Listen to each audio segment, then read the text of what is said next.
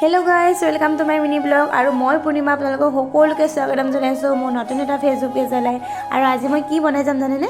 এয়া হৈছে দালিৰ লগত আপোনালোকে নিশ্চয় ভাবিছে কিয় চাউলটো মিক্স কৰিছে হয় নে নহয় গাইজ? গেছ কৰকচোন কি বনাম মই। মানে আজি মোৰ ইভিনিং ডিউটি আছে। ভাত চাত খাবলৈ একেবাৰে মন যোৱা নাছিলে আৰু চব্জিটো কি খাম কি নাখাম তাকে মই ভাবিলোঁ আজি খিচিৰিকে খাই যাওঁ। আৰু মইনো কেনেকুৱা ষ্টাইলত খিচিৰি বনাম তো আপোনালোককতো অলপ ভিডিঅ' দেখাবই লাগিব। তো ভিডিঅ'টো আপোনালোকে চাই থাককচোন মই কেনেকুৱা ষ্টাইলত বনাম।